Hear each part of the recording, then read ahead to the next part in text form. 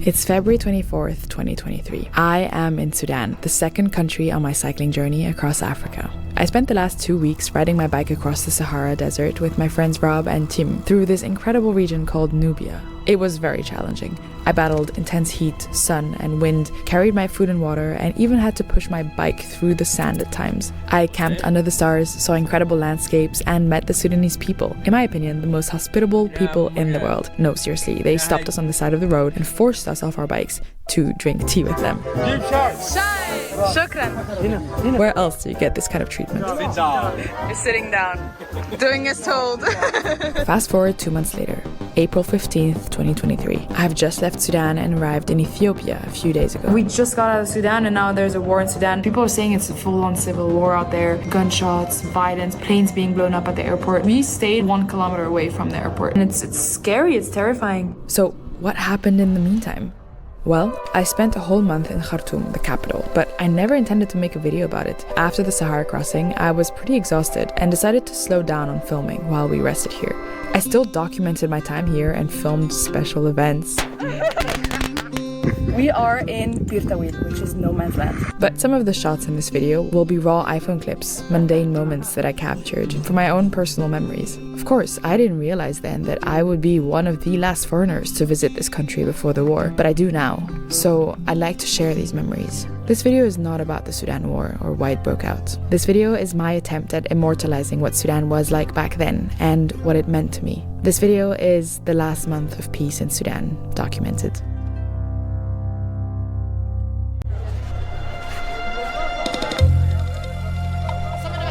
My first impression of Khartoum is of a vibrant, hectic city, filled with noise and covered in a haze of sand and dust. Of course, I'm pretty used to sand by now. The last 2 weeks it was all we could see. The sand really gets everywhere, and I can feel my hair being crusty. My hair is a mess. I haven't had Fun fact, chat. I didn't even know it's a word, bro. I didn't even know it's sand for some. Like, you know what I'm saying? It actually is a word. Let's go haze, bro.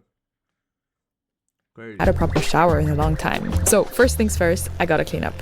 I still look as exhausted. Then it's a shower for the clothes, and that means a bucket and some water. We also take the opportunity to filter some water for drinking. C'est trop bien, on dirait que tu fais de la musique ou de l'instrumentation. By the way, my name is Flo, and I'm cycling across Africa with my friend Rob. And for the past few weeks, we were also joined by a French team, but soon he will continue his journey on his own. We arrived in Khartoum with little to no money and not knowing anyone, but that changed the moment we met Talal, our couchsurfing host. He welcomed us into his home in Omdurman. In fact, he's been hosting travelers in Sudan for years. A few days later, Adnan joins us. He's also cycling from Cairo to Cape Town and is taking a well-deserved break here in Khartoum. So, about us running out of money. Because of economic sanctions, foreign cards don't work in the country. We did bring Egyptian currency and some US dollars, which we were able to exchange at the border, and that was a whole spectacle. Whoa, so much money. Yeah. But now we are out of cash. So the first thing on our list of errands is trying to find an ATM that works with our cards. I found that there might be a few in town that might work. So today we are going to test them all out. So we spend all day cycling from place to place in the scorching heat with Adnan. Now we gotta do an ATM tour of Khartoum. I broke it. It's broken. Home of trust. Well, we lost my trust there. Number 3, the bank is closed. Wait, number 4. Number 4. Moment of truth. We've been searching. Yeah, I don't care. Okay. Charge me the $2. At this point. I just need something. Yes. No. We can hear it. I actually am getting goosebumps. Oh, we're rich. Yes! Another transaction? Yes. Sorry if it doesn't work. I'm gonna be so sad. Yes, let's see. So her pin is 3929. Yes. Oh, just my card. Well, I'm gonna have to come to the rescue here. No! Now that we got money, we can spend it. So far, we have covered over 2,000 kilometers and had to deal with a lot of sand. So it's time for a little spa day for the bikes. We're about to go to the bike shop, but we're having an improvised bike shop here in Talal's backyard because there's a little problem with Tim's bike and Rob's bike. I am very impressed by these gentlemen. They are super professional and they perfectly clean our bikes. They look and feel brand new. 4, and after. Oh my god, this is so shiny clean. These were so disgusting. Wow. Of course, in typical Sudanese fashion, the bike shop owners pour us all a cup of tea while waiting, and that's when we meet Mohammed. I'm 23. I'm a full-time Sudanese, from the head to the knees, and the rest is international. Mohammed is an online friend I made a few months ago. I didn't know anyone in Sudan and somehow found him on Instagram. I sent him a cold DM and we've somewhat been in touch since. So now that we've arrived in town, he came to meet us. I'm a huge proponent of Sudan. I want everybody to come out, check our country out. Super underrated. Nobody really knows anything about Sudan, but there's so much to be seen, there's so much to be done, and so many stories, so many people, so many different tribes, cultures, languages. I want to show these guys a good time here, hopefully. We can vibe, we can party, we can maybe change some perspectives. Awesome. Flo, excited? Super excited, of course, as always. Okay, what are we doing now? We're about to go get some food. Something other than food and tamia. Mohammed takes us to a Yemeni restaurant called Bab al Yemen, which feels like such a treat. Wow! So far we've been surviving on a lot of fool, aka fava beans, eggs and bread, and sometimes some max tella, which is the Sudanese equivalent to Nutella. In Sudan, I learned that drinks are pretty important. Obviously, we've been served tea countless times during the short time we've been here, but while in Khartoum, Mohammed will introduce us to a bunch of new juices. This is baobab fruit. Baobab. Yeah. It's a bit acidic, but then you add sugar, right? Yeah. So this is abre. It's a Sudanese local drink. That's a drink. This is a drink. The process of making this is very, very strenuous, and it takes weeks just to come out with this. So what you do is you put millet seeds, you flatten them out on the surface. Once they sprouted, you let it dry like a few days out in the sun, and then they chop it up very, very, very finely, and they strain it as well. And they add like lots of spices. You got your coriander, cumin, cardamom. There's cinnamon, hibiscus as well. Then afterwards, they let it ferment for a bit, and they put it on a flat surface, and then the sheets are folded. And once they're dry, they're sold in this way. To make it into a drink, all you do is you leave it in a bucket of water, usually overnight, let it soak. Some people call it abre, and some people call it hilomur, which is sweet sour drink. Yeah. Wow. It's only Sudanese, not found anywhere else in the world. Mohammed also introduces us to his friend Siddig, and it's awesome to spend time with the two of them. Just chilling, talking for hours and playing cards together. One of their friends releases an album called War and Peace, and we all go to his listening party together. Nobody ever said music is meant to stage a revolution, but music is always supposed to make your ass dance, though. I've been high, I've been low, hands in the sky, cause we all grow. Love me now before I go.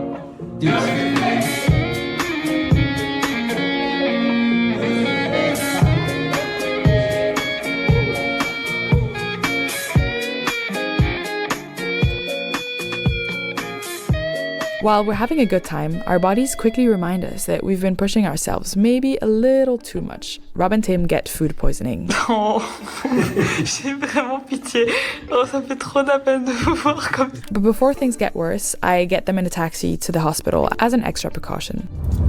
Going to the hospital. First time on the trip. To see if we have malaria or not. Flo is here to help. Thank you, Flo. There is a shortage of 500,000 machine learning and artificial intelligence professionals, keeping this. Luckily, we have insurance, so they're able to go to the best hospital in town, and yet it still takes all day to get care because of power cuts. Luckily, I'm fine for now, but a few weeks later, I'm the one who's sick.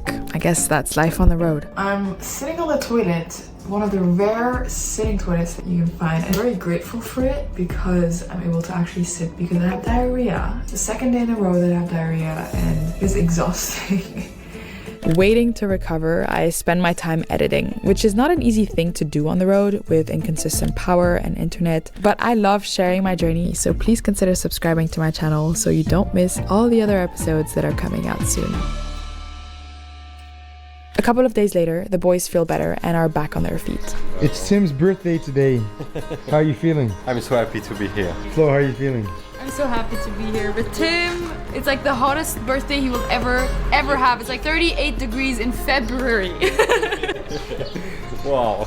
We meet up with Mohammed and Siddig and they take us to a unique viewpoint. You know, honestly, I am not a big fan of Khartoum. It's very hot and sandy. It's a pretty harsh place to live. I mean, it's right at the edge of the Sahara after all. So it makes me wonder, why did the Sudanese pick this place as their capital? Well, geographically, it's actually in a very strategic spot. You see, this is where the Blue and White Nile rivers meet, flowing from Lake Tana and Lake Victoria. They come together here and flow all the way to Egypt, where we started our journey over 50 days ago. We've cycled along the Nile many times, so this place is special. I feel very safe in Sudan. I think we all do. We've been wild camping a lot here and welcomed into people's homes, even here in the city. Sudanese people are good, and despite sometimes having very little, they always give, and I think it's exemplary. We are so far from home, yet Mohammed and Siddig go out of their way to make us feel at home. In fact, we meet Siddig's whole family and they welcome us with open arms. Birthday boy with a cake, second cake of the day, and the whole new Sudanese family. Everyone's there. Wow. Yummy.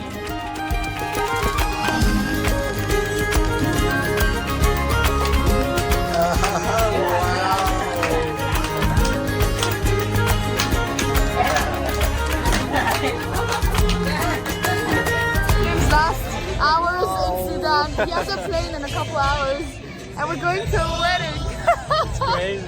Have you been to a Sudanese wedding before? Wow.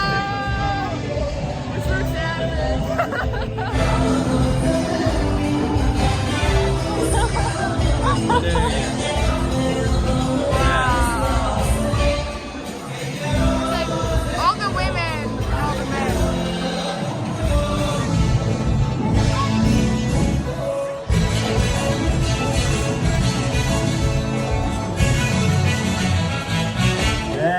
Tim's last minutes in Sudan. Back from the wedding straight into the car to the airport.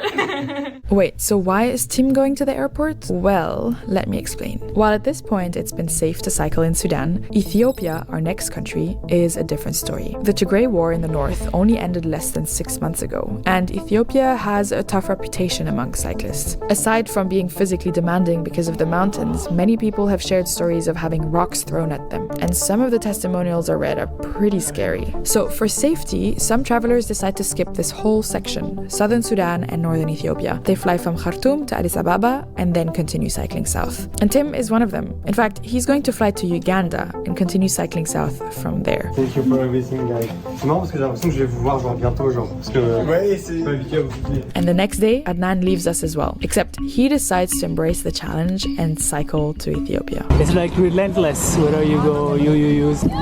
You. South Africa. Huh? Don't delete the sport. What? Where am I go? I go to Namibia, no money. I think somebody shouts at me every 10 seconds. At least nobody's throwing rocks at me today. Well, one kid. I'm mentally exhausted. Rob and I decide to stay in Khartoum for now. Of course, we don't realize yet that these are the last few weeks of peace before the war starts, so it's a special time to be here. But we stay for mainly 2 reasons. First, we want to explore more of Khartoum's culture. And second, we're planning a crazy side quest, which I'll get to a bit later. Today we are going to the outskirts of Khartoum to watch some Nuba wrestling. It is an ancient tradition of the Nuba people in the mountains of Sudan. Every Friday at 4 p.m, the locals gather around this ring to watch young men perform and fight. So from my understanding, there are 2 teams, and it starts with a challenge. One wrestler steps forward, calling out an opponent from the other team. They meet in the ring, and the goal is simple: throw your opponent to the ground. In this hand-to-hand combat, there are no punches or kicks, just pure grappling, balance, and technique. They also use some intimidation tactics, like locking eyes or throwing sand. I don't know how they do it with the sand in their eyes. If it's getting dusty in the air. I usually don't love watching combat sports, and I don't understand a word the commentator is saying, but the stadium is filled with excitement, so it's fun to watch and figure out the rules.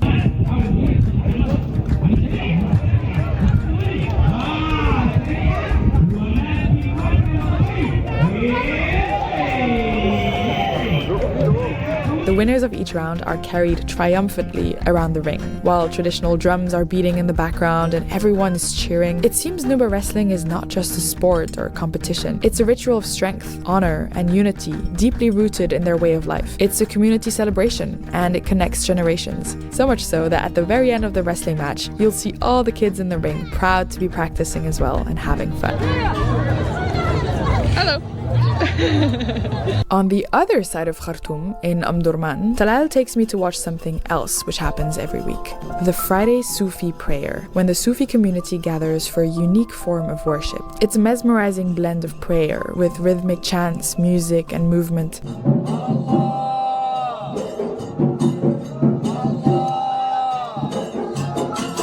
The energy is emotional and powerful. There's an atmosphere of unity and deep reflection. I can tell all the men here are connected through their spirituality and devotion. It's a beautiful thing to witness. It's opening my eyes to Sudan and its rich cultural diversity and makes me want to learn more. So to become a Sufi, it's to become clean person from inside, from your heart. In Arabic, it's from Safa, Moya Safia. It's mean a very clean water. Some of them, they do use music because music itself, it's from the soul, it's a spiritual technique. It's art, all the art, it's from the soul side, not mentality. Music, it's connect people. The good thing that we still have in many countries, maybe Sudan is one of them, active Sufism communities, villages, guides, history, rich of that. Today, Rob and I say goodbye to Talal, who kindly hosted us, and we relocate to town next to the airport, just in time for a special arrival. You might remember Dutch Tim. We met him in Egypt at the Sudanese embassy while applying for our visas, and he spontaneously decided to join us. He bought a $100 second-hand bike called Legend and cycled across all of Egypt with us. And well, the last time we saw him, we left him in a hotel in Abu Simbel because our visa was running out and he was battling nasty knee infection. How are you doing? Show the camera, show the camera. I am not okay. I got bitten by an insect and it has completely swollen up. He ended up waiting a few weeks for it to heal, sort of, and then cycled 1,000 kilometers to Khartoum on his own. And while he was in the desert, we were a bit worried because we barely heard from him. But now I'm happy that he made it safely. Oh my gosh! Schreit!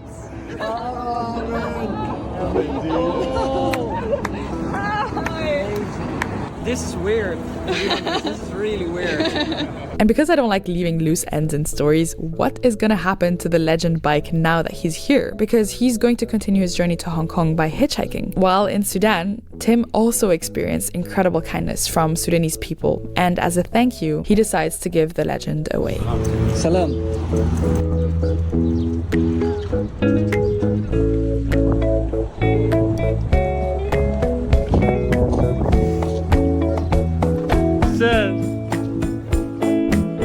Basically, There's ice cream. it's insane. I received a DM from a girl named Arwa. She told me, if you're in Khartoum, let me know if you need any help or anything. So I tell Arwa if you could find us a very cheap place that we could rent in Khartoum that has electricity for us to work and maybe some air conditioning. She texts me 2 hours later and she tells me, we got your hotel room, stay as long as you want. We covered the costs. Her brother delivers More ice cream.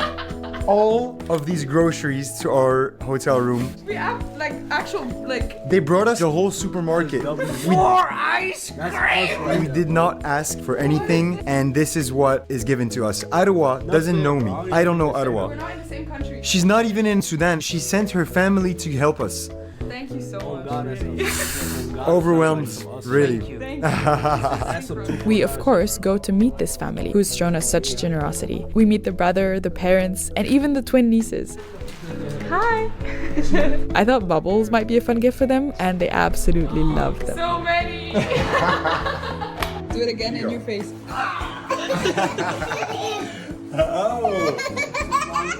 And as if the food they sent to our hotel was not enough, they welcome us with an incredible feast. Alhamdulillah. I even get to play dress up. This is so nice. It's called a harir, and it's a Sudani traditional dress, and it's so beautiful. It feels so beautiful. It reminds me a lot of a sari because it's one long cloth. It's just tied very differently. Yeah. Thank you so much for this. This is so beautiful. It's incredible how quickly you can go from being strangers to family in Sudan. And the same thing happens a few days later. You become the shirt, and I become the fish. All right. Ramadan starts on the 22nd of March, and Siddig's family hosts us for Iftar, which is when Muslims break their fast at the end of the day. So one thing that women in Sudan, isn't it so close to my face? It's so close. I feel a bit intimidated. Okay, so one thing that women in Sudan do, which I find super beautiful, is henna. It's basically a temporary tattoo, I guess. It's a practice that's very common all across the Middle East, Africa, and even India. I used to do it when I was a kid in India. I really want to do it here as well. This is Rihab, and she's gonna be doing some henna on my hands today.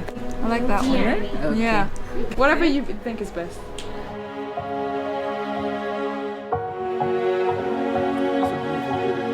How did you learn this craft? يعني بديت بدري لأن أنا أصلا بحب الرسم يعني غير الحنة. بديت من بدري يمكن أنا في الأساس يعني بحب أرسم وكده. And henna, is it a way to make you beautiful? What's the meaning of henna? Yeah, it's like a beauty thing. So we are waiting for Eid or wedding to do henna and to be nice. Beauty mean to you? Okay, beauty, I think we all are beautiful. And here in Sudan, we don't really used to put makeup, but really you used to put henna. I think when we put henna, we are so beautiful. What about social media? Like, how do you think that changes how young girls in Sudan view what it is to be beautiful? Do you think it makes a difference? Yeah, before I think in social media makes people like, you have to be white, you have to put makeup. But now I think people understand that we are, with our nature, we are so beautiful. You have to love yourself. So once you love yourself, you will find that you are so beautiful. Much of girls have dark colors. This dark color is so beautiful. No need to be white. Like with our color, we are so beautiful. And that what makes us special in Sudan. That's so true. It's so well said. You're so right. I feel so beautiful. Honestly, like, look at these hands. They look so beautiful. You will stay looking your hand all day. Yeah, I'll just like continue looking. We usually do that. Which one do you prefer? do هذا هنا. Hey? ليه؟ أنتي. كل الناس أنتي كمان؟ I think they all prefer this one because it has bigger flowers. This one has more intricate, like smaller details. This one has like more imposing flowers. شكرا. جميلة جدا. شكرا. So nice. Welcome, thank you. Now, about the other reason we are still in Sudan. Over the last weeks, we've been planning a mini adventure, something few people have ever successfully done, and that is going to Bir Tawil, a tiny piece of land nestled between Egypt and Sudan, claimed by neither country. It's a 2,060 square kilometer area along the border, which belongs to no one, and technically, if we went to this no man's land, we could claim it as our own under international law. But getting there is extremely difficult and dangerous. You wouldn't even call if they hold us hostage. Do we have an embassy to call? There's no service. Oh yeah, you can't even call. And this is our new friend Joel, who, with no guarantee that we'll make it, flies all the way out for this extraordinary adventure. Oh, How many hours have you been traveling? Dude, I don't even know, bro. I left Seattle, Amsterdam, and then I had to stay there for hours, and then Turkey, and then crazy. Welcome to Sudan. I'm alright, dude. Yeah, thank you. We secure some cash, pack some essentials, and leave Khartoum. And the same day, we part ways with our dear friend Tim. Oh my god. It is absolute chaos. You know where your bus is or no? Yeah, yellow one. So he gets on his yellow bus, and that's it. It's a full circle moment. Our goodbyes are as chaotic as our meeting was in Cairo. And now we set off on a multi-day journey up north. It's so hot.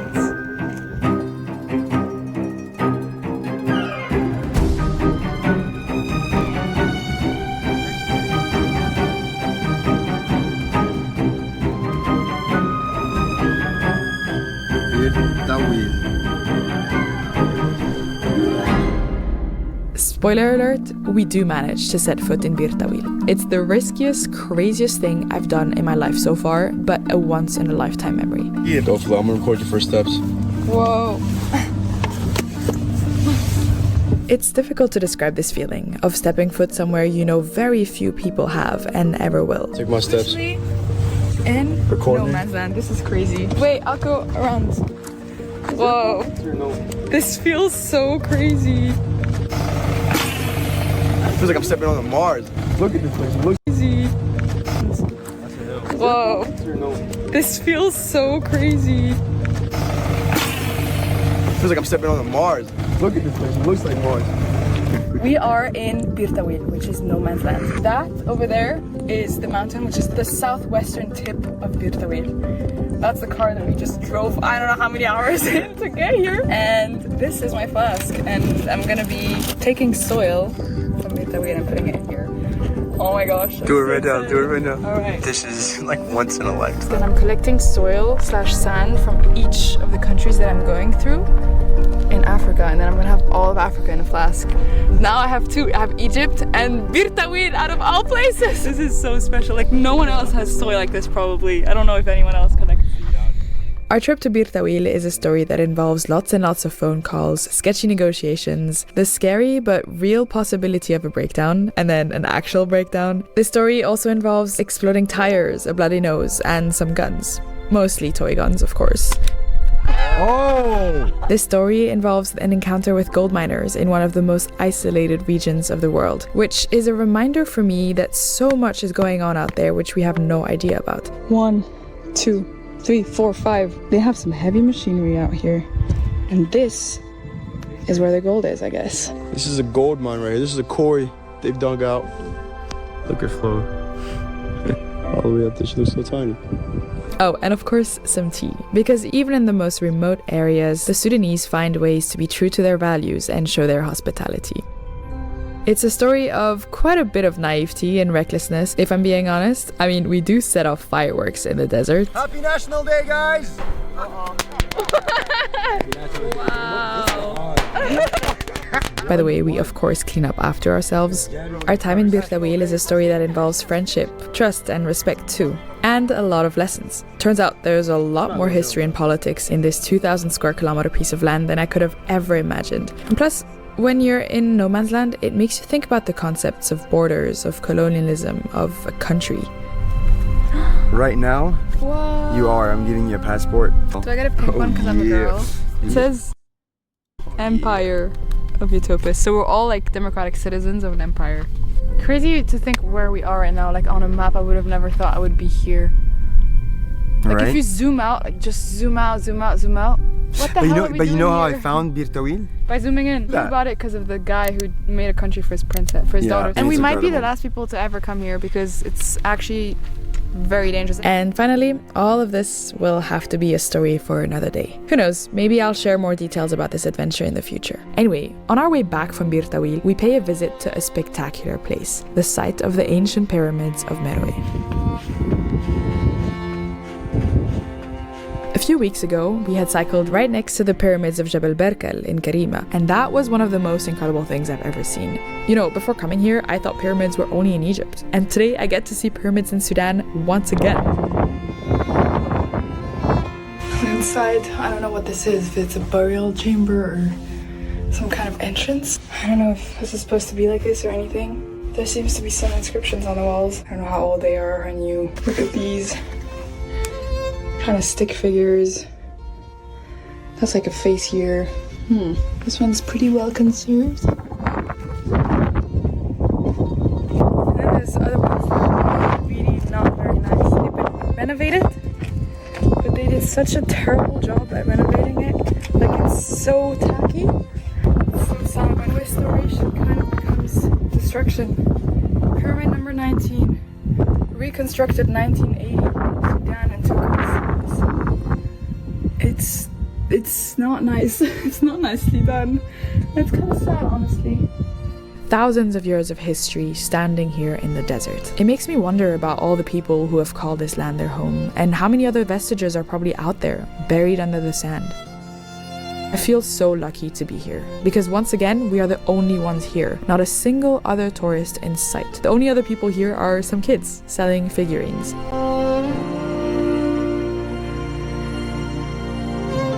I will never forget my time in Sudan. For the first time in my life, I felt truly free.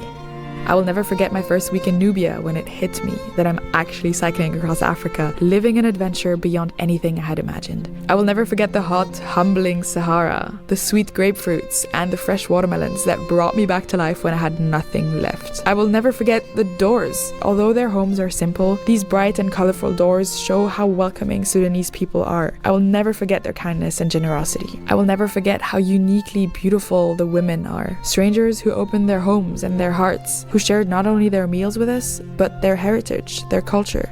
Life here is harsh, really. From the economic situation, to the relentless weather, to the scarcity of essentials like water, electricity, and healthcare. Spending 2 months here, I felt it. And once the war broke out, shortly after I left, the hardships only deepened, bringing unimaginable pain and unfairness to a people who deserve nothing but peace. When you hear Sudan now, you may think of conflict, famine, and suffering. But for me, Sudan is also strength. Life here may be tough, but it has a way of making you tougher. It sure made me tougher. Tough enough to keep going, to face whatever obstacles will come on this journey, and to believe I can tackle the next leg into Ethiopia, because we are going to Ethiopia. So when you think about Sudan, I hope you remember the real Sudan, what it was like, and what someday it could be again. Sudan is very nice country. Very nice country. Wow.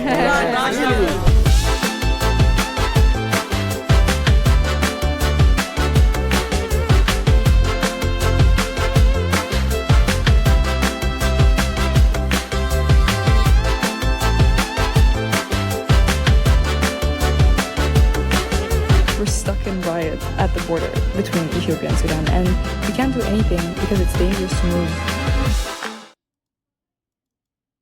Just imagine how amazing it would be to create pro-level.